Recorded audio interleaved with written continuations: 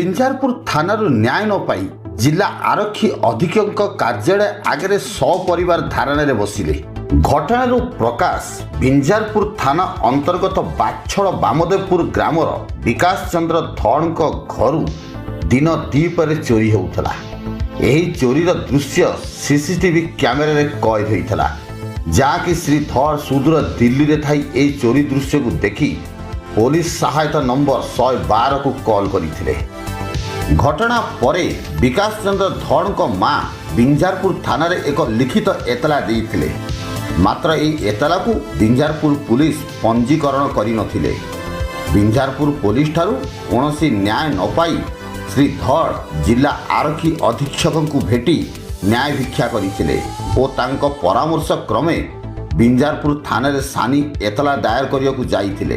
हेले सेठारे तांको बिंजारपुर पुलिस मिथ्या केस रे फसाई देवार धमक देवारु अन्य उपाय न पाई श्री धड़ सपरिवार सह जिला आरक्षी अधीक्षक ऑफिस रे धारणा रे बसिथिले। विकास चंद्र धड़ घर बाछड़ बामदेवपुर। मु आज एसपी ऑफिस आसी गणदान गत 29 तारीख 29/6/2024 रे मो घर चोरी होता। चोरीर समस्त प्रमाण सीसीटीवी फुटेज माध्यम रे मो बिंजारपुर आईआईसी अंशुमाला दास को अवगत कला परे से मोर एफआईआर को रुजु कर नथिले। दीर्घ 3/6/2024 रे मु दिल्ली रो आसिकी सानी एफआईआर दर्ज करैली। ता सते आज की गोटे मास हो गला से कौनसी कार्य कले नहीं। माननीय आरक्षी अधिकारी को मु गत 6 तारीख 6/6 रे आसिकी देखा करतली। सार सानी गोटे एसपी को ऑर्डर देइथिले जे जेते शीघ्र चोरी मान को धरिकी आंको जिनस पत्र फेरिया पई। ता सते बिंजारपुर आईआईसी अंशुमाला दास किसी कार्य कले नहीं। 10/6 रे मु आसिकी देखा करतली एसपी साहब को।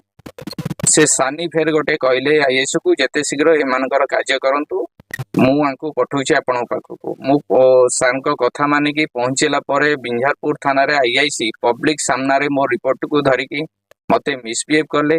ता सहित मिछ एलिगेशन लगेले जे आपण नारे रेप केस करी आपण को अरेस्ट करियो।